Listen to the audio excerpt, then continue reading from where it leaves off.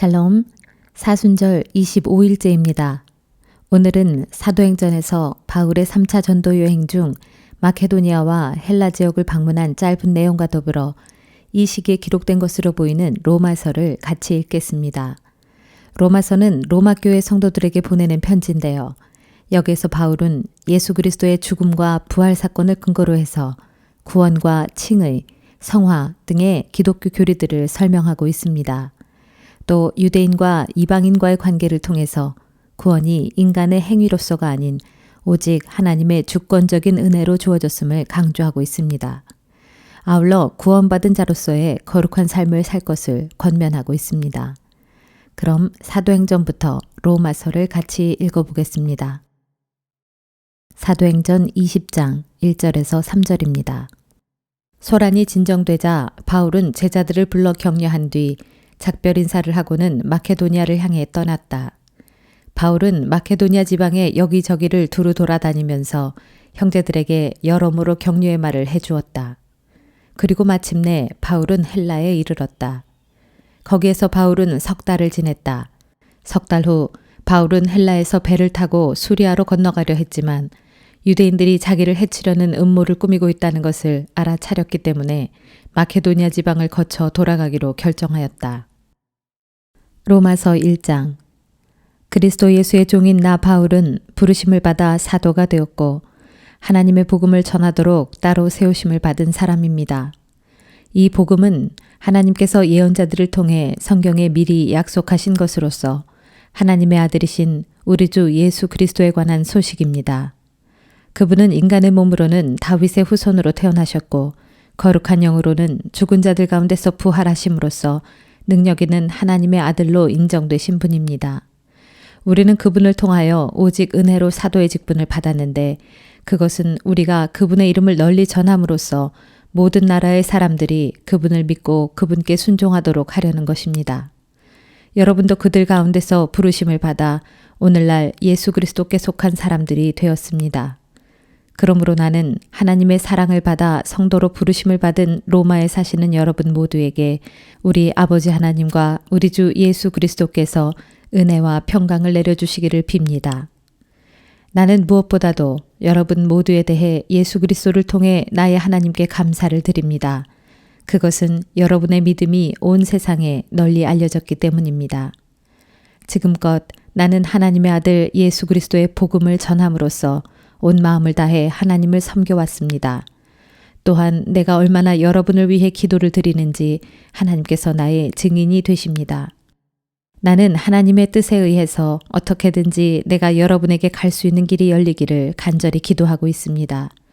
내가 이처럼 간절히 여러분을 방문하고 싶어 하는 것은 여러분께 신령한 은사를 나누어 드려 여러분을 더욱 굳세게 하기 위해서입니다.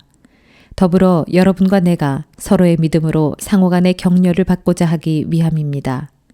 형제 여러분, 이 사실을 꼭 알아주시기 바랍니다. 나는 다른 이방 사람들에게서 거둔 성과를 여러분에게서도 훌륭히 거둘 수 있기를 바라는 마음으로 지금까지 여러분에게 가려고 여러 번 계획을 세웠지만 어찌된 일인지 번번이 방해를 받았습니다. 나는 헬라인이든 미개인이든 지혜로운 사람이든 어리석은 사람이든 그 누구를 막론하고 모든 사람에게 복음을 전해야 할 빚을 진 사람입니다.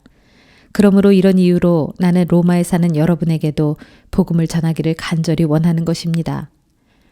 나는 복음을 조금도 부끄럽게 생각하지 않습니다. 이 복음은 유대인으로부터 헬라인에 이르기까지 모든 믿는 사람들에게 구원을 주시는 하나님의 크신 능력이기 때문입니다. 복음에는 하나님의 의로움이 나타나 있어 오직 믿음으로 믿음에 이르게 합니다. 이것은 성경에 기록되기를 의인은 믿음으로 말미암아 살 것이다 라고 한 것과 같습니다. 하나님께서는 진리를 가로막는 인간들의 모든 불경함과 불의함에 대해 하늘에서 진노하십니다. 그것은 하나님을 알만한 것들이 그들 가운데 분명히 드러나 있기 때문입니다. 그렇습니다. 하나님께서는 자신에 대해 알만한 것들을 사람들에게 밝히 나타내 보이셨습니다. 세상이 창조된 이후로 하나님의 보이지 않는 성품, 곧 하나님의 영원하신 권능과 신성은 그분이 지으신 만물 가운데 분명히 나타나 있으므로 사람이 그것을 보고 충분히 깨닫고 알 수 있도록 되어 있습니다. 그러므로 사람들은 하나님을 몰랐다고 핑계를 댈 수 없습니다. 이렇게 사람들은 하나님을 알면서도 하나님을 영화롭게 하지도 않았고 그분께 감사를 드리지도 않았습니다. 오히려 헛되고 쓸모없는 생각들만 품어 그들의 미련한 마음은 진리의 빛을 잃고 어두워져 버렸습니다. 사람들은 스스로 지혜롭다고 주장하지만 사실은 어리석은 바보가 되어버려 영원히 썩지 않는 하나님의 영광을 조만간 썩어질 사람이나 새나 짐승이나 기어다니는 동물의 형상으로 바꾸어 그것들을 숭배했습니다. 그러므로 하나님께서는 사람들의 마음을 정욕에 따라 제멋대로 하도록 더러움에 그냥 내버려 두셨고 그 결과 사람들은 서로의 몸을 욕되게 했습니다. 이렇게 사람들은 하나님의 진리를 거짓된 것으로 바꿔버렸고 거룩한 창조주 대신에 헛된 피조물들을 섬기고 숭배했습니다. 하지만 영원토록 찬송을 받으실 분은 오직 창조주 하나님뿐이십니다. 아멘. 이런 이유로 하나님께서는 사람들이 온갖 마음의 수치스러운 욕망에 따라 살도록 내버려 두셨습니다. 그랬더니 심지어는 여자들마저도 하나님께서 정해주신 남자와의 자연스러운 성관계를 외면하고 여자들끼리 부자연스러운 성관계를 일삼았습니다. 이와 같이 남자들 또한 여자와의 정상적인 성관계를 외면하고 서로 욕정에 불타서 남자가 남자와 더불어 동성끼리 부끄러운 짓을 했습니다. 이와 같이 남자들 또한 여자와의 정상적인 성관계를 외면하고 서로 욕정에 불타서 남자가 남자와 더불어 동성끼리 부끄러운 짓을 했습니다. 그래서 그들은 자신들의 타락한 행위에 대해 스스로 마땅한 징벌을 받았습니다. 더욱이 사람들이 자신들의 마음에 하나님 모시기를 아주 싫어하므로 하나님께서는 사람들의 그런 타락한 마음을 그대로 내버려 두셔서 그들이 해서는 안 될 못된 짓들을 하도록 놓아두셨습니다. 그 결과를 보십시오.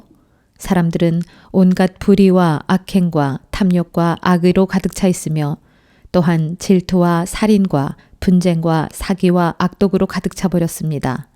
게다가 그들은 험담을 하고 중상모략을 일삼으며 하나님을 미워하고 건방지게 행동하며 교만을 부리고 자랑을 떠버리며 악한 일을 꾸미고 부모에게 대듭니다. 또 그들은 분별력이 없고 신의가 없으며 인정도 없고 자비심도 없습니다. 그들은 이런 짓을 행하는 자는 죽어 마땅하다는 하나님의 공의로운 법도를 잘 알면서도 돌이키지 않고 그런 짓을 스스로 계속할 뿐만 아니라 그런 짓을 행하는 사람들을 잘한다고 부추기기까지 합니다. 2장. 그러므로 남을 판단하여 정죄하는 사람들이여, 그대는 죄가 없다고 변명할 수 없습니다. 남을 판단하여 정죄하는 그 일로 결국 그대는 자기 스스로를 정죄하는 셈입니다. 왜냐하면 남을 판단하여 정죄하는 그대도 그 사람과 똑같은 짓을 행하고 있기 때문입니다. 우리는 하나님의 심판이 진리에 따라 이런 일을 행하는 사람들에게 공의롭게 내려진다는 것을 압니다. 이런 일을 행하는 사람을 판단하여 정죄하면서도 자기 자신도 이런 일을 행하는 사람이요, 그대가 하나님의 심판을 피할 수 있는 줄로 생각합니까? 그렇지 않으면 선하신 하나님께서 그대를 인도하여 회개의 자리로 이끌고자 하시는데도 그것을 알지 못하고 그분께서 베푸시는 풍성한 인자하심과 용납하심과 오래 참으심을 오히려 멸시하는 것입니까? 그대가 회개할 줄 모르는 완고함과 완악함을 발휘하는 그만큼 그대는 장차 하나님의 공의로운 심판의 날에 자신이 받을 진노를 스스로 쌓아 올리고 있는 것입니다. 하나님께서는 각 사람들에게 그들이 행한 대로 갚아주실 것입니다. 인내로서 꾸준히 선한 일을 행함으로 영광과 존귀와 썩지 않을 것을 추구하는 사람에게는 하나님께서 영원한 생명으로 갚아주시고, 자기 이익만을 추구하면서 진리를 거스리고 불의를 쫓는 사람에게는 진노의 형벌을 내리실 것입니다. 악한 일을 행하는 모든 사람에게는 유대인이나 헬라인이나 가릴 것 없이 환난과 고통을 주실 것이지만, 선한 일을 행하는 모든 사람에게는 유대인이나 헬라인이나 가릴 것 없이 영광과 존귀와 평강을 주실 것입니다. 하나님께서는 사람을 차별하지 않으시기 때문입니다. 율법을 모르고 죄를 저지른 사람은 율법과 상관없이 멸망할 것이고, 율법을 알면서도 죄를 저지른 사람은 율법에 따라 심판을 받을 것입니다.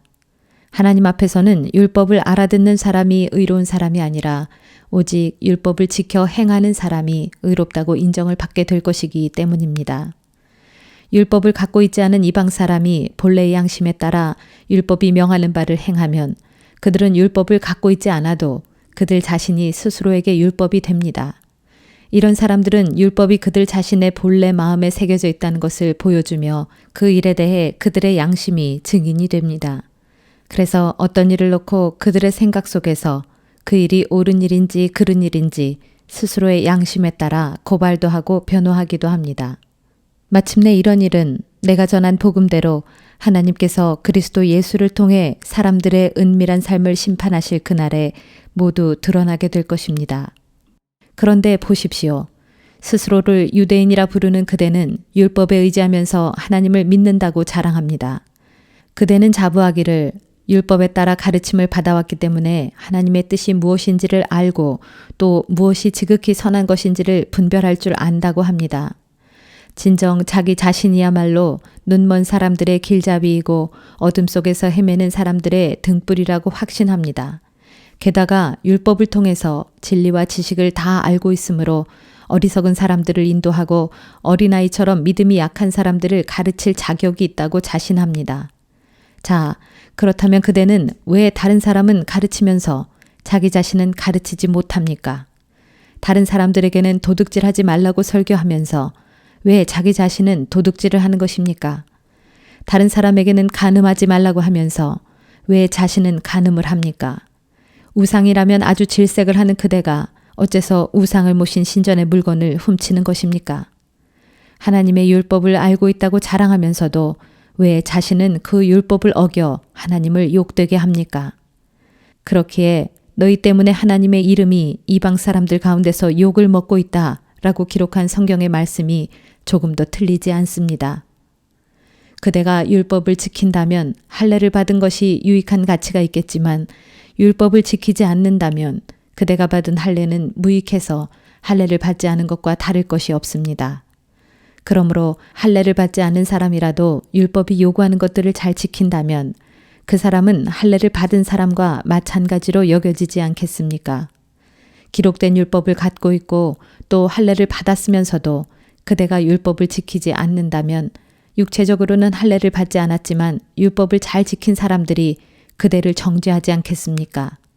그러므로 겉모습이 유대인이라고 해서 참된 유대인이라고 할 수 없고 몸으로 할례를 받았다고 해서 진정한 할례를 받았다고 할 수 없습니다. 오히려 속사람이 유대인이라야 참 유대인이요. 몸으로만이 아니라 마음으로 그리고 성령으로 할례를 받아야 참 할례라고 할 것입니다. 이런 사람은 사람에게서가 아니라 하나님께 칭찬을 받을 것입니다. 3장. 그러면 유대인이라고 해서 특별히 이로운 점이 무엇이겠습니까? 그리고 과연 할례의 가치는 무엇입니까? 여러모로 많은 유익과 가치가 있습니다. 무엇보다도 먼저 유대인은 하나님의 말씀을 맡았습니다. 물론 유대인 중에도 분명 믿지 않는 자들이 있긴 합니다. 하지만 믿지 않는 자들이 있다고 해서 하나님의 신실하심이 무효가 될 리가 있겠습니까? 절대로 그럴 리 없습니다. 세상 사람들이 모두 거짓말장이라 하더라도 오직 하나님만은 참되십니다. 그러기에 성경에 기록되기를 주께서 하시는 말씀은 언제나 옳고 주께서 내리시는 심판은 항상 올바릅니다 하였습니다. 그러나 어떤 사람은 이렇게 말합니다. 하지만 우리의 불의가 하나님의 의로움을 더욱더 분명하게 드러내지 않습니까? 그럴 때 우리는 어떻게 말해야 할까요? 하나님께서 우리에게 진노를 내리시는 것이 잘못이라는 말입니까? 이 말은 내가 세상 사람들의 주장을 그대로 옮긴 것입니다. 절대로 그렇지 않습니다. 만약 그렇다면 하나님께서 어떻게 세상을 공정하게 심판하실 수가 있겠습니까? 또 더러는 이렇게 주장하는 사람도 있습니다. 내 거짓이 하나님의 신실하심을 더욱 크게 드러나게 하고 하나님의 영광을 더욱 크게 할 것이니 내가 죄인으로 정죄를 받을 이유가 어디에 있단 말인가? 만일 이런 논리를 편다면 우리가 악하면 악할수록 하나님께는 결국 더 좋은 일이 된다는 말이 되고 맙니다. 사실 어떤 사람들은 우리가 그렇게 말하고 다닌다고 비방하기도 합니다. 그런 사람들은 정죄를 받아 마땅합니다. 그러면 어떻게 결론을 내려야 할까요? 우리 유대인이 이방 사람들보다 더 낫다고 할 수 있을까요? 결코 그렇지 않습니다. 유대인이나 이방인이나 모두가 죄 아래 있습니다. 이 사실은 성경에 기록된 말씀과 똑같습니다. 곧 의인은 아무도 없다. 한 사람도 없다. 깨닫는 사람도 없고 하나님을 찾는 사람도 없다. 모두가 곁길로 빠져 못된 짓을 저지르는 쓸모없는 사람들 뿐이니 선한 일을 하는 사람은 찾아볼 수가 없다. 단 한 사람도 찾을 수가 없다. 그들의 목구멍은 열린 무덤이고 그들의 혀는 사람을 속이는 연습만 한다. 그들의 입술에는 독사의 독이 있을 뿐이다. 그들의 입에는 저주와 독설이 가득 찼다. 그들의 발은 남의 피를 흘리게 하는 일에는 신속하게 움직이니 그들이 가는 길에는 불행과 파멸뿐이다. 그들은 평화의 길이라고는 도무지 모르는 사람들이다. 그들의 눈에는 하나님을 두려워하는 기색이 조금도 없다. 이제 우리는 율법이 무엇을 말하든 그것은 결국 율법 아래 있는 모든 사람을 향해 말하는 것임을 알고 있습니다. 그리하여 모든 사람들의 입을 다물게 하고 온 세상이 하나님 앞에서는 유죄라는 사실을 드러내려는 것입니다. 그러므로 율법을 잘 지킴으로써 하나님 보시기에 의롭다고 인정함을 받을 수 있는 사람은 아무도 없습니다. 하나님의 율법은 우리로 하여금 스스로가 죄인이라는 사실을 깨닫게 해줄 따름입니다. 그러나 이제 율법과는 상관없이 하나님께 의롭게 받아들여지게 되는 길이 하나님에게서 나타났습니다. 거기에 대해서는 율법과 예언자들이 한결같이 증언하고 있습니다. 하나님에게서 비롯된 이 의로움은 예수 그리스도를 믿는 모든 사람들에게 주어지는 것입니다. 거기에는 아무런 차별이 없습니다. 그것은 모두가 죄를 지어서 하나님의 영광에는 이룰 수가 없는 처지이기 때문입니다. 이처럼 모두가 죄인일지라도 그리스도 예수께서 마련해 놓으신 죄 사함을 통해 하나님의 은혜로 말미암아 모두가 아무런 대가도 치르지 않고 값없이 하나님께 의롭다는 인정을 받을 수 있습니다. 하나님께서는 그리스도 예수를 세상에 보내어 피를 흘리게 하심으로써 우리를 위한 속죄 제물로 삼으셨습니다. 하나님께서 앞서 지어진 우리의 죄를 벌하지 않은 채로 참으신 것도 이렇게 자신의 의로움을 널리 드러내시기 위해서였습니다. 이렇게 하나님께서 지금 이 시대에 자신의 의로움을 나타내신 것은 자신이 진정 의로운 분이시라는 것과 또 자신의 독생자 예수 그리스도를 믿는 사람들은 누구나 의롭다고 인정해 주신다는 사실을 드러내 보여주기 위해서였습니다. 그러므로 우리 사람이 자랑하며 내세울 것이라고는 아무것도 없습니다. 전혀 없습니다. 왜 그렇습니까? 우리가 하나님께 의롭다고 받아들여지게 하는 것은 우리가 행위의 법에 따라 율법을 잘 지킴으로써 그렇게 된 것이 아니고 오직 예수 그리스도를 믿는 믿음의 법에 따라 그렇게 된 것이기 때문입니다. 그렇습니다. 사람이 하나님께 의롭다고 받아들여지게 되는 것은 율법을 준수하는 것과는 상관없이 오직 믿음에 의해 그렇게 된다는 것이 우리의 주장입니다. 하나님께서는 유대인만의 하나님이 아닙니다. 그분이 이방인들에게는 하나님이 아닌 걸까요? 그렇지 않습니다. 그분은 이방인들에게도 역시 하나님이십니다. 참으로 온 세상에 하나님은 오직 한 분만이 존재하기 때문입니다. 그러므로 하나님께서는 할례를 받은 사람들도 그 믿음을 보시고 의롭다고 인정해 주시고 할례를 받지 않은 사람들도 똑같이 그 믿음을 보시고 의롭다고 인정해 주시는 것입니다. 그러면 이러한 믿음에 의해 율법은 아무것도 아닌 것이 되어버릴까요? 절대로 그렇지 않습니다. 오히려 믿음은 율법을 더욱 굳건하게 세워줍니다. 4장. 그러면 육신에 따라 우리의 조상된 아브라함은 무엇을 깨달았다고 할 수 있을까요? 사실 아브라함이 행위로 말미암아 하나님께 의롭다고 받아들여지게 되었다면 그에게는 자랑할 거리가 있었다고 할 수 있겠지만 그러나 아브라함은 하나님 앞에서 자랑할 것이 아무것도 없습니다. 성경은 여기에 대해 뭐라고 말합니까? 아브라함은 하나님을 믿었으므로 그로 인해 하나님께서 그를 의롭다고 인정해 주셨다라고 되어 있습니다. 어떤 사람이 일을 하면 그의 품삯은 당연한 것이지 은혜로 주어지는 것이 아닙니다. 하지만 일을 하지 않아 아무런 공로가 없어도 경건치 않은 자를 의롭다고 하시는 그분 하나님을 믿는 사람에게는 그의 믿음이 하나님 앞에 의롭다고 인정을 받게 됩니다. 그래서 행위와는 아무 상관없이 하나님께 의롭다고 받아들여지게 되는 사람의 복됨에 대해서 다윗은 이렇게 말하고 있습니다. 죄를 지었지만 하나님께 용서를 받고 그 죄가 덮여진 사람은 얼마나 복을 받은 것인가. 주께서 그 죄를 묻지 않으시고 죄 없다고 인정해 주는 사람은 얼마나 복을 받은 것인가. 이런 복은 할례를 받은 사람에게만 내리는 것입니까? 아니면 할례를 받지 않은 사람에게도 내리는 것입니까? 우리는 아브라함이 그의 믿음으로 말미암아 하나님께 의롭다고 인정을 받았다는 것을 이미 말한 바 있습니다. 그러면 아브라함이 그렇게 인정을 받은 상황은 어떠했습니까? 그가 할례를 받은 후였습니까? 아니면 그 이전이었습니까? 그렇습니다. 할례를 받은 후가 아니라 그 이전이었습니다. 아브라함이 할례를 받은 때는 하나님께서 그의 믿음을 보시고 그에게 복을 내리겠다고 약속하신 때보다 훨씬 뒤의 일이었습니다. 아브라함의 할례 의식은 다만 그 믿음을 확증하는 표시였을 뿐입니다. 이처럼 아브라함은 할례를 받지 않은 상태에서 하나님을 믿은 모든 사람들의 조상이 되었는데 그것은 할례를 받지 않은 사람들도 하나님께 의롭다고 받아들여 줄 수 있다는 것을 알게 하기 위함이었습니다. 물론 아브라함은 할례를 받은 사람들의 조상이기도 합니다. 다시 말해 아브라함은 할례를 받은 사람들뿐만 아니라 할례를 받지 않았더라도 우리 조상 아브라함이 할례를 받기 전에 지녔던 믿음의 발자취를 본받아 그 길을 따르는 모든 사람들의 조상이기도 합니다. 하나님께서 온 땅을 아브라함과 그의 자손에게 주겠다고 하신 약속은 아브라함이 율법을 지켰기 때문이 아니라 아브라함의 믿음이 하나님께 의로 받아들여졌기 때문입니다. 율법을 지키는 사람들이 상속자가 된다면 믿음은 아무런 가치가 없고 하나님의 약속 또한 쓸모가 없게 됩니다. 율법은 하나님의 진노를 불러오기 십상이기 때문입니다. 율법이 없는 곳에는 율법을 어기는 일도 없을 것입니다. 이런 까닭에 하나님의 약속은 오직 믿음에 근거한 것입니다.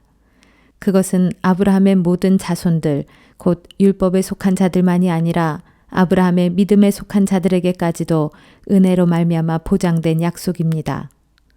아브라함은 우리 모두의 조상입니다. 이것은 성경에 내가 너를 많은 민족의 조상으로 세웠다 라고 기록되어 있는 것과 같습니다. 이처럼 하나님께서 보시기에도 아브라함은 우리의 조상입니다. 실로 아브라함은 죽은 자에게 생명을 주시고 없는 것도 있는 것처럼 불러내시는 그런 하나님의 약속을 믿었습니다. 모든 소망이 사라진 것처럼 보일 때에도 아브라함은 소망을 갖고 하나님의 약속을 끝까지 믿었습니다. 그리하여 마침내 너의 자손이 이와 같이 많아질 것이다 라는 하나님의 약속대로 많은 민족의 조상이 되었습니다. 아브라함은 100살이 거의 다 되어 자기 몸이 죽은 자처럼 연약해졌고 아내 사라의 태 또한 기능이 다해 죽은 것이나 마찬가지였음을 알면서도 하나님의 약속을 믿는 믿음이 조금도 연약해지지 않았습니다. 아브라함은 하나님의 약속을 굳게 믿고 조금도 의심하지 않았습니다. 도리어 믿음이 날로 더욱 굳건해져서 하나님께 영광을 돌리기까지 했습니다. 진실로 하나님께서는 어떤 약속도 능히 이루어 주실 것임을 믿어 의심치 않았습니다. 이 같은 아브라함의 믿음 때문에 하나님께서는 그를 의롭다고 인정하셨던 것입니다. 그를 의롭다고 인정하셨다라는 말은 단지 아브라함에게만 해당되는 것이 아닙니다. 그것은 오늘날 우리에게도 해당되는 일입니다. 즉 하나님께서 우리 주 예수 그리스도를 죽은 자들 가운데서 다시 살리셨다는 것을 믿는 우리에게도 똑같이 해당되는 일입니다. 예수께서는 우리의 죄 때문에 죽임을 당하셨으며 또한 우리를 하나님 앞에서 의롭게 하시려고 다시 살아나셨습니다. 5장. 그러므로 우리는 믿음으로 하나님께 의롭다고 인정을 받아 우리 주 예수 그리스도를 통해 하나님과 더불어 평화를 누리게 되었습니다. 또한 우리는 예수 그리스도를 믿음으로써 지금 우리가 서 있는 이 은혜의 자리로 나올 수 있었습니다. 그래서 이제 우리는 하나님의 영광에 참여할 소망을 품고 기뻐하고 있습니다. 그뿐만 아니라 우리는 어려움 가운데서도 기뻐합니다. 왜냐하면 우리가 겪는 어려움이 인내를 낳고 인내는 우리의 성품을 단련시켜주며 그러한 성품은 마침내 소망을 이루는 줄을 우리가 알기 때문입니다. 우리가 품는 소망은 우리를 절대로 낙심시키지 않습니다. 왜냐하면 하나님께서는 우리에게 주신 성령을 통하여 자신의 사랑을 우리 마음속에 가득 부어주셨기 때문입니다. 아시다시피 우리가 아직 아무런 힘이 없는 연약한 그때에 그리스도께서는 불경건한 죄인들을 위해 죽으셨습니다. 의로운 사람을 위해 자기 목숨을 바치는 사람도 없거니와 선한 사람을 위해 자기 목숨을 바치는 사람도 아주 드뭅니다. 하지만 하나님의 독생자 그리스도께서는 우리가 아직 죄인이었을 때 우리를 위해 죽으셨습니다. 하나님께서는 우리를 위한 자신의 사랑을 이런 식으로 보여주셨습니다. 이처럼 그리스도께서 흘리신 피로 인하여 이제 우리가 하나님께 의롭다고 인정을 받았으니 우리가 그리스도를 통하여 하나님의 진노를 입지 않고 구원을 받을 것이라는 사실은 더 말할 나위도 없습니다. 우리가 하나님과 원수되었을 때에도 그 아들의 죽음으로 인하여 하나님과 화해하게 되었으니 이미 화해가 이루어진 지금 우리가 하나님의 영원한 생명으로 인해 구원을 받게 될 것은 확실합니다. 그뿐만이 아닙니다. 우리는 또한 우리 주 예수 그리스도로 인하여 하나님 안에서 기뻐합니다. 우리가 하나님과 화해할 수 있게 된 것은 오직 우리 주 예수 그리스도로 말미암았기 때문입니다. 그러므로 한 사람을 통하여 죄가 세상에 들어오고 그 죄를 통하여 죽음이 세상에 들어왔으며 이런 식으로 죽음이 모든 사람에게 이르게 되었습니다. 그것은 모두가 죄를 지었기 때문입니다. 율법이 주어지기 이전에도 세상에는 여전히 죄가 있었지만 율법이 없을 때에는 죄가 죄로 여겨지지 않았습니다. 그럼에도 불구하고 아담 시대로부터 모세 시대에 이르기까지 아담과 같은 죄를 짓지 않은 사람들도 죽음의 지배를 받았습니다. 즉 그들에게도 죽음이 왕노릇했습니다. 말하자면 인류의 첫사람 아담은 장차 오실 분 곧 그리스도의 모형이었습니다. 하지만 하나님께서 그리스도를 통해 주시는 선물은 아담이 죄를 지었을 때와 같지 않습니다. 왜냐하면 비록 한 사람 아담이 지은 죄로 인해 많은 이들이 죽었지만 하나님께서 베푸신 은혜 곧 한 사람 예수 그리스도로 말미암는 은혜의 선물은 그보다 훨씬 많은 사람들에게 풍성이 차고 넘쳤기 때문입니다. 또한 하나님의 크신 은혜는 한 사람 아담이 지은 죄가 가져온 결과와도 같지 않습니다. 비록 한 사람 아담이 지은 죄로 인해 모든 사람이 죄인이라는 판결을 받게 되었지만 하나님께서 예수 그리스도를 통해 거저주신 크신 은혜의 선물로 말미암아 많은 죄인들이 무죄 판결을 받아 의롭다고 인정받았기 때문입니다. 한 사람 아담이 죄를 범함으로써 그 한 사람으로 인해 죽음이 왕노릇하게 되었다면 하나님의 크신 은혜와 의롭다 하심의 선물을 풍성하게 받은 모든 사람들은 한 분 예수 그리스도로 말미암아 참 생명 안에서 영원토록 왕노릇하게 될 것이라는 사실이 더더욱 확실합니다. 결국 한 사람이 죄를 범한 결과로 모든 사람들이 정죄를 받았듯이 이제는 한 사람의 의로운 행위로 말미암아 모든 사람들이 하나님께 의롭다는 인정을 받아서 참 생명을 얻게 되었습니다. 다시 말해 한 사람 아담의 불순종으로 인해 많은 사람들이 죄인으로 판정을 받았듯이 한 사람 그리스도의 순종으로 인해 더더욱 많은 사람들이 하나님께 의인으로 판정을 받을 것입니다. 사실 율법이 더해짐으로써 죄가 더욱 증가되었습니다. 하지만 죄가 많아진 그만큼 은혜 또한 더욱 넘치게 되었습니다. 그래서 죄가 죽음을 통하여 사람들에게 왕노릇한 것과 같이 은혜 역시 의를 통하여 사람들에게 왕노릇하여 우리 주 예수 그리스도로 말미암아 하나님의 은혜로 주어지는 영원한 생명에 이르게 하려는 것입니다. 6장. 그러면 이제 우리가 어떻게 말해야 하겠습니까? 하나님의 은혜가 더욱 커질 수 있도록 죄를 계속해서 지어야 하는 것입니까? 절대로 그럴 수 없습니다. 죄에 대해서는 이미 죽은 상태인데 우리가 어떻게 죄 가운데서 그대로 살 수 있단 말입니까? 우리 모두는 세례를 받아 그리스도 예수와 연합하여 하나가 되었으므로 예수의 죽음과도 연합하여 역시 하나가 되었습니다. 여러분은 이것을 알지 못합니까? 그러므로 우리는 세례를 받음으로써 그리스도와 연합하여 그분과 함께 묻힌 것입니다. 이것은 그리스도께서 하나님 아버지의 영광에 힘입어 죽은 자들 가운데서 살아나신 것처럼 우리 또한 죽음을 이기고 새 생명 가운데서 살게 하려는 것입니다. 우리가 그리스도와 연합하여 그분과 하나가 됨으로써 그리스도께서 죽으실 때 우리도 함께 죽은 사람이 되었다면 부활에 있어서도 우리는 또한 부활하신 그분과 하나가 될 것임이 분명합니다. 우리의 옛 자아가 그리스도와 함께 십자가에 못 박혀 죽은 것은 죄에 얽매인 몸을 또한 죽여서 더 이상은 죄의 노예가 되지 않게 하려는 것임을 우리는 압니다. 그런 까닭은 죽은 사람은 이미 죄의 세력으로부터 해방된 것이기 때문입니다. 우리가 그리스도와 함께 죽었다면 우리는 또한 그분과 함께 다시 살아날 것임을 분명히 믿습니다. 우리가 알기로 그리스도께서 죽음에서 살아나셨으므로 다시는 죽지 않으실 뿐만 아니라 죽음이 더 이상 그분을 지배하지 못합니다. 그리스도께서 죽으신 것은 죄에 대하여 단번에 죽으신 것이고 그리스도께서 사시는 것은 하나님을 위해 영원히 사시는 것입니다.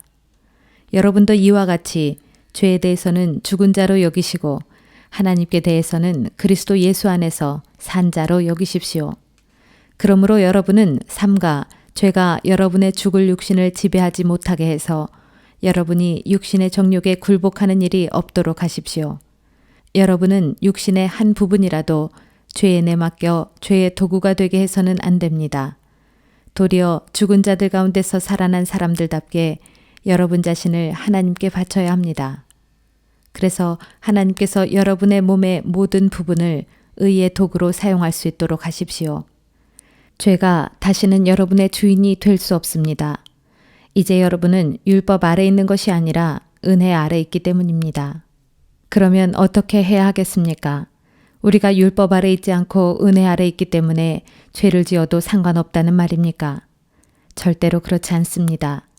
여러분이 자기를 누군가에게 맡김으로써 그의 종이 되어 그를 섬기면 여러분은 여러분이 섬기는 그 사람의 종이 되는 줄을 알지 못합니까? 여러분은 죄에 자신을 맡김으로써 죄의 종이 되어 죽음에 이르거나 아니면 하나님께 순종하는 데 자신을 맡김으로써 의에 이르게 됩니다. 그러나 하나님께 감사할 일은 여러분이 이전에는 죄의 종으로 살아왔지만 이제는 진심으로 하나님의 말씀에 순종하게 됨으로써 이제 여러분이 죄로부터 해방되어 의의 종이 되었다는 사실입니다. 여러분의 육신이 연약함으로 나는 이것을 사람의 방식대로 쉽게 풀어 설명합니다. 여러분이 이제껏 여러분의 몸을 더럽고 사악한 것들에 내맡겨 죄의 종으로 살아온 것처럼 이제는 여러분의 몸을 의의 종으로 들여 거룩함에 이르도록 하십시오. 여러분이 죄의 종으로 살아갈 때는 의로움 따위에는 아무 관심도 없었습니다. 그런데 그런 삶의 결과가 어떠했습니까? 지금은 그런 삶을 부끄러워하지 않습니까? 그렇습니다. 그런 생활은 여러분을 죽음에 이르게 할 뿐입니다. 그러나 이제 여러분은 죄로부터 해방되어 하나님의 종이 되었고 그래서 거룩한 열매 맺는 삶을 살고 있습니다. 그리고 그런 삶은 여러분을 영원한 생명에 이르게 합니다. 죄의 대가는 오직 죽음입니다. 그러나 하나님께서 거저주시는 선물은 우리 주 예수 그리스도 안에 있는 영생입니다. 7장.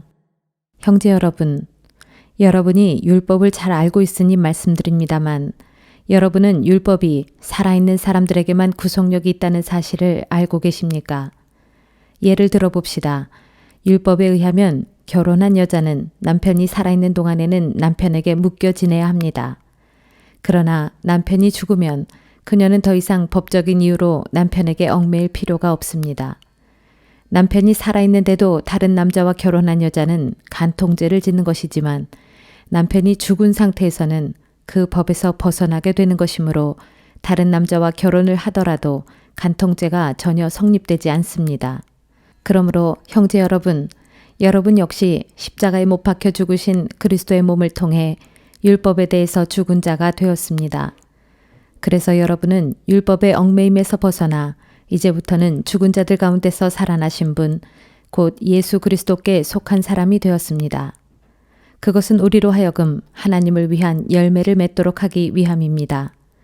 이전에 우리가 죄 많은 육신의 지배를 받을 때에는 율법으로 말미암아 생겨나는 죄의 정욕이 우리 몸의 지체 안에서 작용하여 결국 죽음에 이르는 열매를 맺었습니다. 그러나 지금은 우리를 올가매고 있던 율법에 대해서 죽었으므로 거기서 완전히 해방되었습니다. 그래서 이제부터 우리는 문자로 기록된 법에 따르는 낡은 방식으로서가 아니라 성령의 새로운 방식에 따라 하나님을 섬길 수 있게 되었습니다. 그러면 이제 우리가 무엇이라고 말해야 하겠습니까? 율법이 죄입니까? 결코 그렇지 않습니다. 율법이 없었더라면 나는 죄가 무엇인지 알 수 없었을 것입니다. 만일 율법이 탐내지 말라 하고 말하지 않았더라면 나는 탐욕이 무엇인지 알지 못했을 것이기 때문입니다. 그러나 죄가 이 율법의 계명을 통해 기회를 틈타서 내 안에 온갖 종류의 탐욕을 일으켰습니다. 정녕 율법이 없으면 죄 또한 있을 수 없습니다. 전에는 내가 율법을 알지 못해 살아 있었지만 율법의 계명을 알고부터는 죄가 살아났고 반면에 나는 죽고 말았습니다. 나를 생명으로 이끌어야 할 그 율법 계명이 실제로는 나를 죽음으로 이끈다는 것을 깨달았습니다.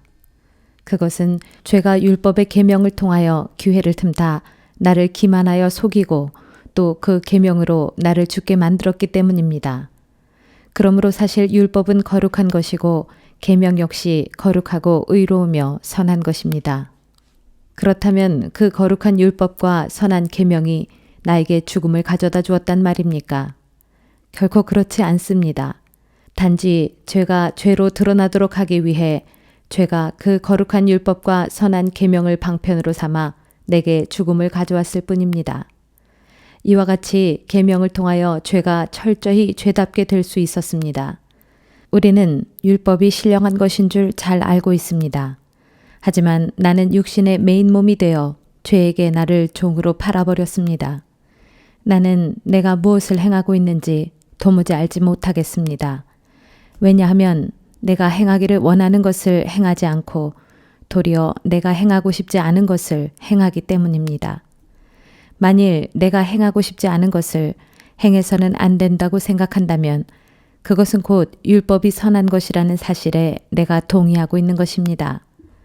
사실이 그러하다면 그와 같은 일을 행하는 자는 내 자신이 아니라 내 속에 살고 있는 죄라고 할 수 있습니다. 나는 내 속에 곧 나의 죄 많은 육신 안에 선한 것이 없다는 것을 알고 있습니다. 왜냐하면 선한 일을 행하려는 원함은 내게 있지만 실제로는 선한 일을 행하지 않기 때문입니다. 나는 내가 원하는 선한 일은 행하지 않고 도리어 내가 원하지 않는 악한 일을 행하고 있습니다. 만일 내가 행하고 싶어 하지 않는 일을 행하고 있다면 그것을 행하는 자는 더 이상 내가 아니라 내 속에 살고 있는 죄입니다. 그러므로 나는 여기에서 한 가지 법칙을 깨달았습니다. 그것은 곧 선한 일을 행하기 원하는 나에게 항상 악이 함께 있다는 사실입니다. 진실로 내 마음에 있는 속사람은 하나님의 법을 기뻐합니다. 그러나 내 몸의 다른 부분들 속에는 다른 법이 자리 잡고 있어서 내 마음의 법과 맞서 싸워 나를 죄의 법의 포로로 만들어버리는 것을 봅니다. 아, 나는 참으로 비참한 사람입니다. 누가 이러한 죽음의 몸에서 나를 구해내겠습니까? 오직 우리 주 예수 그리스도를 통하여 나를 구해주신 하나님께 감사를 드릴 뿐입니다. 그러므로 내가 마음으로는 하나님의 법을 따르고 있지만 육신으로는 아직도 죄의 법을 따르고 있습니다. 8장. 그러므로 이제 그리스도 예수께 속한 사람은 결코 정죄받는 일이 없습니다. 그 이유는 그리스도 예수 안에 있는 생명을 주시는 성령의 법이 죄와 죽음의 법에서 여러분을 해방시켜 주었기 때문입니다. 죄 많은 육신에 의해 연약해져서 율법으로는 할 수 없었던 그 일을 하나님께서는 능히 해결하셨습니다. 곧 하나님께서는 우리의 죄를 용서해 주시려고 자신의 독생자 예수를 죄 많은 육신을 지닌 모습으로 이 땅에 보내셔서 그 죄 많은 육신에다 우리의 죄값을 모두 담당시키신 것입니다. 그렇게 하신 까닭은 죄 많은 육신에 따라 살지 않고 성령에 따라 사는 우리 안에서 율법이 마땅히 요구하는 것들을 충족시킬 수 있게 하기 위함이었습니다. 죄 많은 육신에 따라 사는 사람은 오직 육신의 일만을 생각하지만 성령에 따라 사는 사람은 성령의 일을 생각합니다. 육신을 따르는 생각은 죽음을 가져다 주지만 성령을 따르는 생각은 생명과 평화를 가져다 줍니다. 육신을 따르는 생각은 하나님께 매우 적대적이어서 하나님의 법에 따르지 않을 뿐더러 그 법에 복종할 수도 없습니다. 그러므로 육신에 따라 사는 사람은 결코 하나님을 기쁘게 해드릴 수 없습니다. 그러나 여러분 안에 하나님의 성령이 거하시면 여러분은 육신에 따르지 않고 성령에 따라 살게 됩니다. 누구든지 그리스도의 영이 없으면 그 사람은 그리스도의 사람이 아니므로 그리스도께 속할 수 없습니다. 하지만 그리스도가 여러분 안에 계시면 여러분의 몸은 죄로 인해 죽은 것이지만 여러분의 영은 의로 인해 살아있게 됩니다. 그리고 그리스도 예수를 죽은 자들 가운데서 살리신 분의 영이 여러분 안에 거하시면 그리스도 예수를 죽은 자들 가운데서 살리신 그분께서 여러분 안에 거하시는 자신의 영, 곧 성령으로 인해 여러분의 죽을 몸 또한 살리실 것입니다. 그러므로 사랑하는 형제 여러분, 비록 우리가 빚진 사람들이지만 죄 많은 육신의 빚진 자들이 아니므로 절대로 육신에 따라 살아가서는 안 될 것입니다. 만일 여러분이 죄 많은 육신에 따라 살아간다면 여러분은 반드시 죽을 것입니다. 그러나 여러분이 성령을 쫓아 육신의 악한 행실을 죽이면 여러분은 반드시 살 것입니다. 왜냐하면 누구든지 하나님의 영, 곧 성령에 의해 인도받는 사람들은 하나님의 자녀들이기 때문입니다. 여러분 꼭 명심하십시오. 여러분은 여러분을 또 다시 두려움에 사로잡히게 하는 종의 영을 받은 것이 아닙니다. 여러분은 여러분을 하나님의 자녀가 되게 하는 양자의 영을 받았습니다. 그래서 우리는 그 영으로 말미암아 하나님을 아바, 아버지라고 부르는 것입니다. 바로 그 성령께서 친히 우리의 영과 함께 우리가 하나님의 자녀라는 사실을 증언합니다. 이처럼 우리가 하나님의 자녀이므로 또한 하나님의 상속자이기도 합니다. 우리가 그리스도의 영광을 함께 받으려고 또한 그분과 더불어 고난을 함께 받는다면 우리는 그리스도와 함께 공동 상속자가 되는 것입니다. 우리가 지금 당하고 있는 고난은 장차 우리가 누릴 영광과 비교하면 정녕 아무것도 아닙니다. 모든 피조물은 하나님의 자녀들이 나타나기를 애타게 기다리고 있습니다. 비록 모든 피조물이 허무한 데 굴복하고 말았지만 그것은 스스로의 선택에 의해서가 아니라 그렇게 굴복하게 하신 분의 뜻에 따른 것입니다. 그러나 모든 피조물에게 소망이 있는데 그 소망은 피조물 자신도 장차 썩어질 것의 종살이에서 해방되어 하나님의 자녀가 누릴 영광스러운 자유에 함께 참여하는 것입니다. 그리하여 우리는 모든 피조물이 지금까지 함께 신음하면서 함께 해산의 고통을 겪어왔다는 것을 알고 있습니다.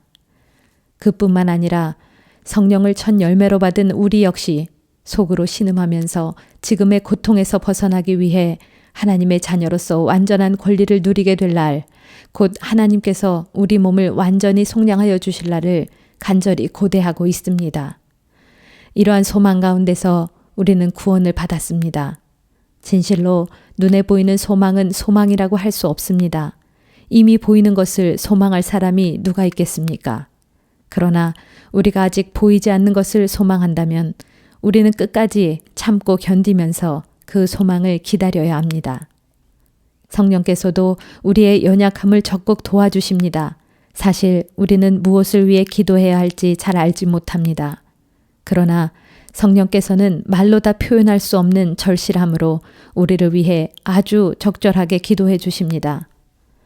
사람의 깊은 속마음을 살펴 아시는 하나님 아버지께서는 성령의 생각을 훤히 아십니다. 그것은 성령께서 오직 하나님의 뜻에 따라 성도를 위해 성도를 대신해서 하나님께 간구하고 있기 때문입니다. 하나님을 사랑하는 사람들, 곧 하나님께 부르심을 받아 그분의 뜻대로 살아가는 사람들에게는 모든 일들이 서로서로 협력해서 결국에는 선을 이룰 것임을 우리는 알고 있습니다. 하나님께서는 처음부터 누가 자신에게 올 사람인가를 미리 아시고 그들로 하여금 자기 아들과 같이 될 수 있도록 또한 미리 정해 두셨습니다. 그것은 하나님께서 자기 아들 예수 그리스도를 모든 믿음의 형제들 가운데서 맏아들이 되게 하시려고 그렇게 하신 것입니다. 그리하여 하나님께서는 미리 정해둔 사람들을 적절한 때에 부르시고 또한 부르신 그 사람들을 의롭다고 인정해 주시고 또한 의롭다고 인정해 주신 그 사람들을 영광스럽게 하셨습니다. 그렇다면 이런 일을 두고 우리가 무슨 말을 할 수 있겠습니까? 이처럼 하나님께서 우리 편인데 누가 감히 우리를 대적할 수 있단 말입니까? 생각해 보십시오. 하나님께서는 우리를 위해 자기 독생자까지도 아낌없이 선뜻 내어주셨습니다. 그러할진대 하물며 그 아들과 함께 다른 모든 것들도 우리에게 선물로 거저주시지 않을 리가 있겠습니까? 하나님께서 선택하신 사람들을 누가 감히 고소하겠습니까? 우리를 의롭다고 인정해 주신 분은 다른 누구가 아닌 바로 하나님이십니다. 그러니 누가 감히 우리를 죄인이라고 정죄하겠습니까? 정녕 그리스도 예수께서는 우리를 위해 죽으셨을 뿐만 아니라 죽은 자들 가운데서 다시 살아나셔서 지금 하나님의 오른편에 앉아 우리를 위해 간구하고 계십니다. 누가 감히 우리를 그리스도의 사랑에서 떼어놓을 수가 있겠습니까? 고통입니까? 역경입니까? 핍박입니까? 굶주림입니까? 헐벗음입니까? 위험입니까? 아니면 칼입니까? 이런 것들에 관해서는 성경에 기록되어 있기를 우리가 종일토록 주님을 위하여 죽음의 위협을 당하고 또한 도살당할 양처럼 취급당하며 살아갑니다. 라고 한 것과 같습니다. 그러나 이 모든 일에 대해 우리는 우리를 사랑하시는 분, 곧 예수 그리스도를 통해 그분의 능력을 힘입어 넉넉히 이길 수 있습니다. 그러므로 나는 확신합니다. 죽음도 생명도 천사들도 귀신들도 현재일도 장래일도 그 어떤 세력도 아무리 높은 곳도 아무리 깊은 곳도 그리고 세상의 그 어떤 피조물일지라도 우리를 우리 주 그리스도 예수 안에 있는 하나님의 사랑에서 결코 떼어놓을 수 없습니다. 9장. 나는 그리스도 안에서 진실을 말하고 거짓말을 하지 않습니다. 내 양심이 성령 안에서 그 사실을 내게 증언해주고 있습니다. 나는 지금 마음 깊은 곳에서 큰 슬픔을 느끼고 있고 밤낮으로 그치지 않는 고통이 있습니다. 내 형제요, 내 동족인 여러분을 위해서라면 비록 내가 그리스도로부터 끊어지는 저주를 받는다 할지라도 나는 차라리 그 편을 택할 것입니다. 내 동족 이스라엘 백성은 하나님의 자녀로서 하나님의 영광이 함께합니다. 하나님과 언약을 맺은 백성이요 율법을 받은 백성이며 성전에서 예배를 드릴 뿐만 아니라 또한 하나님에게서 약속을 받은 백성입니다. 훌륭한 족장들이 그들의 조상이요 인간적인 혈육으로 말하자면 심지어 그리스도조차도 이스라엘의 후손입니다. 진실로 그리스도는 만물의 위에 계시며 영원토록 마땅히 찬양을 받으실 하나님이십니다. 아멘. 나는 하나님께서 약속을 지키시지 않았다는 말을 하려는 것이 아닙니다. 이스라엘 사람으로 태어났다고 해서 모두가 이스라엘 사람은 아닙니다. 아브라함의 후손이라고 해서 모두가 다 그의 자녀가 아닙니다. 다만 하나님께서는 아브라함에게 이삭을 통해서 태어난 자들만이 내 자손이라고 부르겠다 라고 말씀하셨습니다. 이것은 육신의 자녀가 하나님의 자녀가 아니라 오직 약속의 자녀라야 참된 아브라함의 자손으로 인정을 받는다는 말입니다. 일찍이 하나님께서 아브라함에게 주신 약속의 말씀은 이렇습니다. 내년에 내가 다시 올 때쯤 내 아내 사라에게 아들이 있을 것이다. 그뿐만이 아닙니다. 리브가 역시 우리 조상인 이삭 한 사람에게서 쌍둥이를 임신했습니다. 하지만 쌍둥이가 태어나기도 전에 즉 그때는 그들이 좋은 일이든 나쁜 일이든 어떤 일을 행하기 전인데도 하나님께서는 누구를 선택하시겠다는 뜻을 분명히 정했습니다.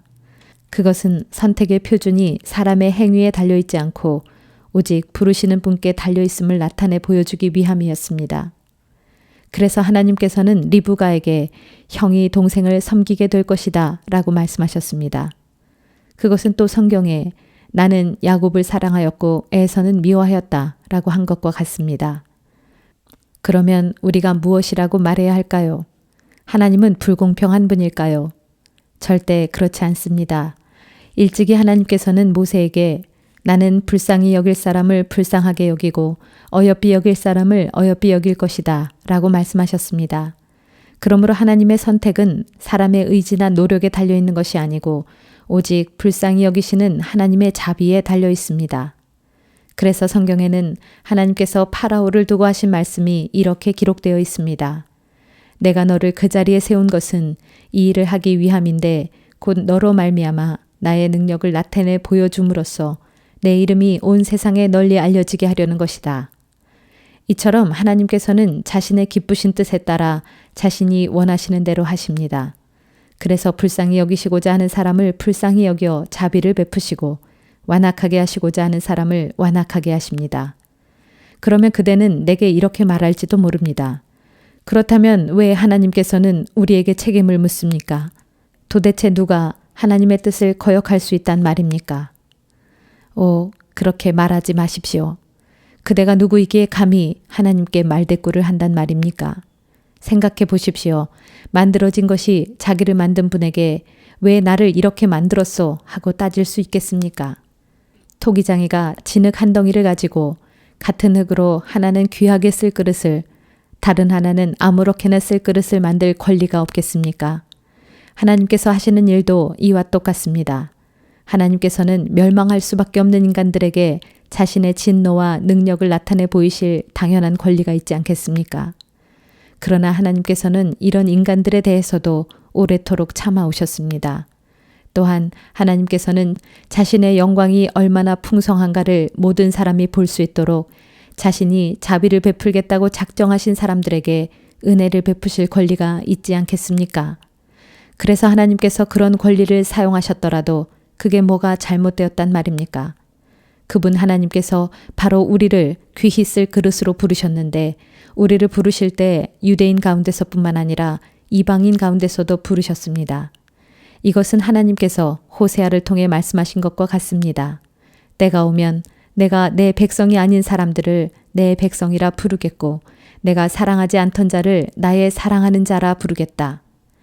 그리고 너희를 내 백성이 아니다 라고 말했던 바로 그 자리에서 그들은 살아계시는 하나님의 자녀들이라 불리게 될 것이다. 또 예언자 이사야도 이스라엘에 대해서 외치기를 이스라엘 백성이 바닷가에 모래알같이 많을지라도 오직 남은 자들만이 구원을 받을 것이다. 주님께서는 자신이 선포하신 것을 땅 위에서 신속하고 온전하게 이루실 것이다 라고 하였습니다. 또 예언자 이사야도 이스라엘에 대해서 외치기를 이스라엘 백성이 바닷가에 모래알같이 많을지라도 오직 남은 자들만이 구원을 받을 것이다. 주님께서는 자신이 선포하신 것을 땅 위에서 신속하고 온전하게 이루실 것이다 라고 하였습니다. 이것은 또한 예언자 이사야가 그보다 앞서 이렇게 말한 것과 같습니다. 전능하신 만군의 주께서 우리에게 씨를 남겨두지 않으셨더라면 우리가 소돔과 같이 또한 고모라와 같이 모조리 멸망하고 말았을 것이다. 그렇다면 우리가 무슨 말을 해야 하겠습니까? 하나님을 찾지 않던 이방인들은 믿음으로 의롭다는 인정을 받았습니다. 하지만 율법을 지키려고 애쓰던 이스라엘은 하나님께 의롭다는 인정을 받지 못하였습니다. 왜 그렇습니까? 이스라엘은 믿음에 의해 의롭게 되려고 한 것이 아니라 행위에 의해 의롭게 되려고 헛되이 애썼기 때문입니다. 이처럼 그들은 걸림돌에 걸려 스스로 넘어진 것입니다. 이런 사실은 성경에 기록되기를 보라, 내가 시온에 사람들을 걸려 넘어지게 하는 돌을 놓겠고 사람들이 부딪힐 수 있는 바위를 놓겠다. 그러나 누구든지 그분 메시아를 믿는 자는 결코 수치를 당하지 않을 것이다 라고 한 것과 같습니다. 10장 형제들이여, 나는 내 동족 이스라엘 백성이 구원받기를 마음속 깊이 진심으로 원하여 그 일로 하나님께 기도해 왔습니다. 나는 이스라엘이 하나님을 섬기는데 얼마나 열정적인지 밝히 증언할 수 있습니다. 하지만 그들의 열성은 올바른 지식에 근거한 것이 아닙니다. 그들은 하나님에게서 비롯되는 의를 알지 못하고 자기들 스스로 의를 세우려고 애씀으로써 하나님의 의를 따르지 않았습니다. 그래서 그리스도께서는 주를 믿는 모든 사람들로 하여금 하나님의 의에 이르도록 하기 위해 율법을 온전히 이루어 주셨습니다. 일찍이 모세는 기록하기를 사람이 율법대로 따라 살면 하나님의 의에 이를 수 있고 그래서 그 의로 인해 살 것이다 라고 하였습니다. 그러나 믿음을 통해서 오는 하나님의 의에 대해서는 이렇게 말했습니다. 여러분은 마음속으로 그리스도를 모셔내리려고 누가 하늘에 올라가겠느냐 하고 말하지 마십시오. 또는 마음속으로 그리스도를 죽은 자들 가운데서 모셔 올리려고 누가 지옥에 내려가겠느냐 하고 말하지도 마십시오. 그렇다면 이 말은 무엇을 뜻합니까? 성경에 기록되기를 말씀은 너희의 가까이에 있다. 너희의 입속에 있고 너희의 마음속에 있다 라고 했습니다. 그렇습니다. 우리가 전파하려는 것이 바로 이 믿음의 말씀입니다. 만일 여러분이 예수는 나의 주님이십니다 라고 입으로 고백하고 또한 하나님께서 예수를 죽은 자들 가운데서 살리셨다 라는 사실을 마음으로 믿으면 여러분은 구원을 받을 것입니다. 이처럼 사람이 마음으로 믿으면 하나님께 의롭다는 인정을 받게 되고 입으로 그 믿음을 고백하면 구원을 얻게 됩니다. 성경에 기록되기를 누구든지 그리스도를 믿는 사람은 결코 수치를 당하는 일이 없을 것이다 라고 했습니다. 이 점에서 유대인이나 이방인이 아무런 차별이 없습니다. 똑같은 주님이 모두의 주님이시고 주님께서는 자신께 구하는 사람 누구에게나 풍성한 복을 내려주십니다. 실로 그러합니다. 누구든지 주님의 이름을 부르는 사람은 구원을 얻을 것입니다. 그런데 생각해 보십시오. 주님을 믿지 않는다면 그들이 어떻게 주님을 부를 수 있겠습니까? 또 주님의 이름을 한 번도 들어본 적이 없다면 어떻게 주님을 믿을 수 있겠습니까? 또 누군가 주님에 대해 전하는 사람이 없다면 그들이 어떻게 들을 수 있겠습니까? 또 보내시는 분이 없다면 누가 어떻게 가서 전할 수 있겠습니까? 이것은 성경에 기록된 대로 참으로 아름답구나 기쁜 소식을 전하는 자들의 발이여 한 것과 같습니다. 그러나 이스라엘 사람들 모두가 기쁜 소식을 받아들이는 것은 아닙니다. 그래서 예언자 이사야는 주님, 우리가 그들에게 전해준 말을 믿은 자가 과연 있었습니까? 하고 탄식했습니다. 그러므로 결국 믿음은 말씀을 듣는 데서부터 시작되고 또 듣는 것은 그리스도의 말씀에서 비롯됩니다. 그렇다면 내가 묻겠습니다. 유대인들은 과연 들은 적이 없습니까? 물론 다 들었습니다. 성경에도 그들의 소리가 온 땅에 전해지고 그들의 말이 세상 끝까지 이르렀다 라고 되어 있습니다. 그러면 내가 다시 묻겠습니다. 유대인들은 말씀을 듣고서 그 말씀을 알아듣지 못했단 말입니까? 그렇지 않습니다. 사실 그들은 모세 때부터 말씀을 들어 알고 있었습니다. 그래서 하나님께서는 먼저 모세를 통하여 이렇게 말씀하셨습니다. 나도 내 백성이 아닌 족속을 사랑하여 너희로 질투나게 하고 또 내가 어리석은 민족으로 너희를 분노하게 하겠다. 또 예언자 이사야는 담대하게 외치기를 나는 나를 찾지 않던 사람들에게 알려질 것이고 나에게 도와달라고 청하지도 않은 사람들에게 나를 드러내 보여주겠다 라고 했습니다. 또 이사야는 이스라엘에 대한 하나님의 심정을 전하면서 내가 복종하지 않고 거역하는 백성을 품으려고 하루 종일 내 팔을 벌렸다 라고 했습니다. 11장 형제들이여 그러면 내가 다시 묻습니다. 하나님께서 자기 백성을 버리신 것입니까? 결코 그렇지 않습니다. 나 역시 이스라엘 사람이고 아브라함의 후손으로서 베냐민 지파에 속한 사람입니다. 하나님께서는 미리 알고 처음부터 선택한 자기 백성을 버리신 일이 없습니다. 여러분은 타락한 이스라엘을 처벌해달라고 호소하는 엘리야 선지자에 대해 성경에 어떻게 말하고 있는지 알지 못합니까? 엘리야가 주님께 호소하기를 주여 저들은 주님의 예언자들을 다 죽이고 주님의 제단을 모조리 허물어 버렸습니다. 이제 저 혼자 유일하게 남아있는데 저들은 저마저도 죽이려 합니다. 라고 하자 그때 하나님께서 엘리야에게 어떻게 답변하셨습니까? 나는 나 자신을 위해 바알에게 무릎 꿇지 않은 7,000명을 남겨두었다. 라고 하지 않았습니까? 오늘날에도 마찬가지입니다. 이스라엘 가운데 하나님의 은혜로 선택받은 사람들이 여전히 남아 있습니다. 그러나 그것은 오직 하나님의 은혜로 된 것이지 사람의 행위로 된 것이 아닙니다. 만일 행위로 선택을 받았다면 그것을 어찌 은혜라고 할 수 있겠습니까? 그러면 무엇입니까? 이스라엘 사람들은 자신들의 행위로서 그토록 열성적으로 찾아 헤매던 것, 곧 의롭다함을 얻지 못했지만 오직 선택받은 사람들은 그것을 얻었습니다. 그 밖에 다른 사람들은 매우 완고해졌습니다. 이런 사실을 두고 성경에는 이렇게 기록되어 있습니다. 하나님께서 그들에게 혼미한 영을 주셨으므로 그들은 오늘날까지도 눈이 있어도 보지 못하고 귀가 있어도 듣지 못한다. 또한 다윗도 다음과 같이 말했습니다. 그들의 잔치상이 오히려 올가미가 되게 하소서. 또한 덫이 되고 함정이 되게 하셔서 걸려 넘어지고 징벌을 당하게 하소서.